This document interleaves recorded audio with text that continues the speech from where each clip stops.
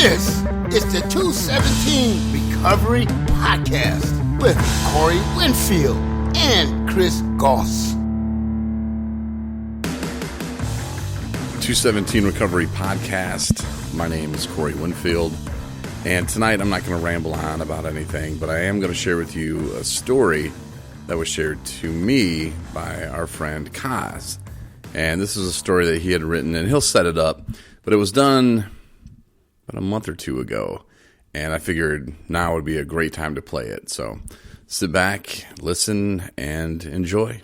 Kaz, the 217 Recovery Podcast. This is written by my mother-in-law for a college paper. There was English 111, and she changed the name just to protect the innocent. And it's going to be a dated situation. Brad's quest to sobriety. I sat at the bar in the Sierra room watching Brad perform his daily routine. A 6-foot-tall, kind-faced gentleman with a slender build and neatly trimmed hair and sideburns gave me a good first impression of him. He moved effortlessly behind the bar, mixing drinks, lighting a patron's cigarette, and washing glasses. The ease with which he moved reflected a comfort zone for him. I sipped a freshly shaken and poured martini, chocolate, I believe.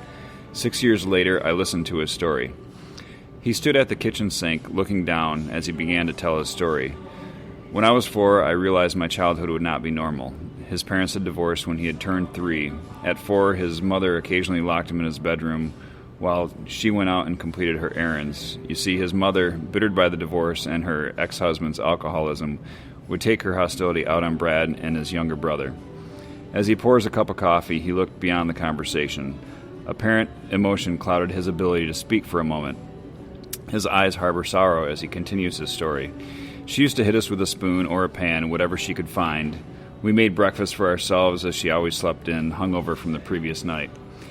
Because the court system favored the maternal parent at the time, we remained with our mother and her new husband. We were allowed to visit my dad, but she attempted to punish him by being extremely late when he came to pick us up and would often avoid being home when he tried to return us to her custody. The animosity wasn't unnoticed by the boys. When Brad turned 9, his half-sister was born. Thrilled that she had finally birthed a girl, his mother told the story of when his little brother was born. She told the nurse that she could just keep him because she wanted girls only, no boys. Brad and his brother became non-existent to his mother as she doted on his sister and soon after another sister. Wanting to leave when he turned 13, Brad determined he would tough it out until his brother was old enough to petition the court for desire to live with their dad and stepmother. Brad was diligent in protecting his brother, who actually received more of the physical abuse. He remembers, "We were never allowed to wear jeans, always corduroys or dress pants. We attended a very competitive school, wearing clothes that were too small and or hand-me-downs. She would accuse us of being just like our father." He suddenly remembered another tale. Under our bed, we hid toys we wanted to take to our dad's when he visited. One day, we came home from school and all the toys were gone. She found them and in her anger threw them away. Why would a mother do this? Reluctantly, Brad told the conditions of his bedroom. We slept on mattresses that were on the floor. Our cat had often sprayed urine on them. Lacking reassurance and affection as he grew older, Brad turned to alcohol.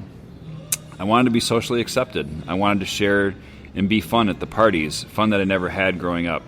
Party after party consumed my life. I attended Grand Rapids Junior College, and I worked at the Peninsular Club, parking cars, earning enough money to blow later on my alcohol addiction. My 2-year program at JC became a 3-year program as I continued my desire to party and be a part of the in-crowd that became interference in my college life. This became Brad's way of life. He began to bartend at Flanagan's, not admitting the contribution this would make to his addiction.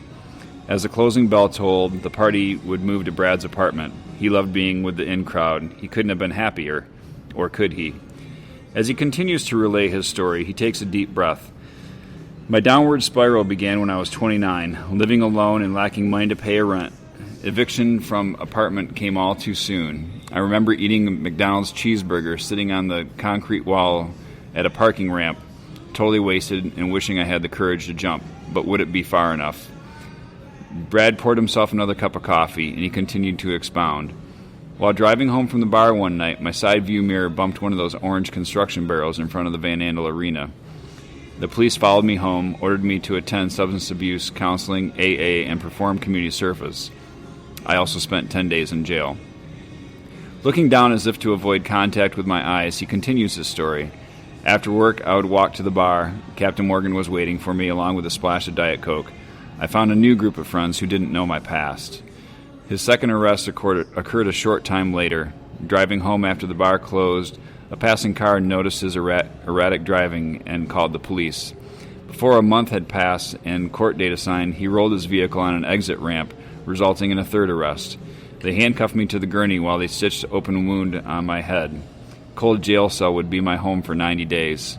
The discomfort from my psoriasis became unbearable due to the cold, dry air. The food was unacceptable. Ashamed to ask his father for help and turned away by his brother, Brad returned to his biological mother's home.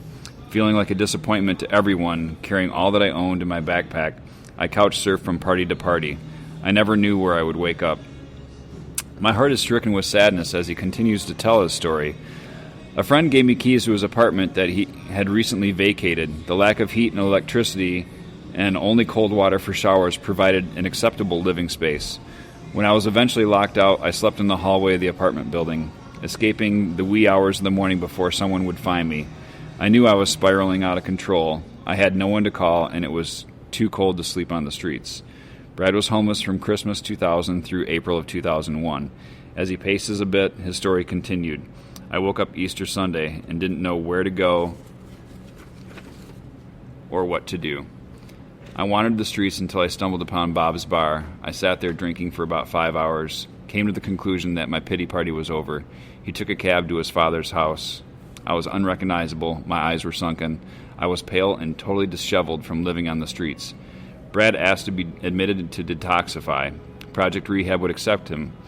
His name had to be added to a 3-week waiting list, resulting in immediate abstinence from alcohol. I went cold turkey, and although I had withdrawal, it didn't seem as bad as I heard about. Sweats were prevalent, but I slept off the worst days in the beginning due to my exhaustion. I had my epiphany to be sober. Nothing would stop me now. He received the call after a 2-week wait and entered Project Rehab. In the minority as Caucasian, I didn't feel out of place, but I wasn't a welcome participant by others in the program. Most of my cohabitants were drug dealers.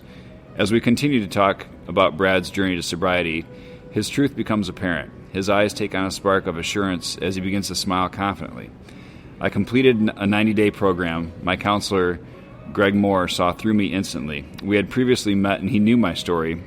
He cracked me in a heartbeat. He knew my inner self and understood my weakest point of wanting approval from everyone I met. Though I was in denial, I eventually agreed it was an accurate assessment. Upon release from Project Rehab, Brad's sister Lori opened her door to him. Attending meetings regularly, he immersed himself in the AA program. He proudly continues, although I never had a sponsor, I worked through the 12 steps of AA. It literally makes me sick to think about taking a drink. He meets my eyes confidently. I read reflections every day and attend AA as a reminder of how far I've come on my journey. This helps me open my mind to see more than my way of thinking. As a mentor, I ask myself, because this worked for me, can I be effective to someone in need? We have a disease that will allow us to believe that we don't have a problem. By drinking, you refuse to believe that you can lose control of your ability to stop, he states. Sometimes Brad finds it difficult to listen to friends that struggle daily. He believes in who he is, but he also knows that each day he's away from his habit, he's one day closer to his next drink. I need to stay strong in my resolution. I have faith in a higher power. One is not a success in the AA program until he dies sober. Until then, he could become a casualty with just one sip. As we near the end of our discussion, he begins to enlighten me with things that truly matter in his life. His love of fly fishing, the serenity of the river keep him close to God. Renewed faith comes daily in his connection with nature. Alcohol made me powerless. The river refreshes my strength. He softly smiles. The river doesn't judge unless you throw a bad cast. My daughter Leah is Brad's wife. She supports him daily in his quest. She and their daughter provide the love he never received as a child and the reassurance of acceptance he never received throughout his crucial years of development. Though life isn't always perfect, he's become a wonderful husband and father. kind of cool to have your mother-in-law write a school paper on you. And for more podcasts, go to 217recovery.com. Check out the podcast page. Listen to us on iTunes, Spotify, iHeartRadio, CastBox, TuneIn, all the apps.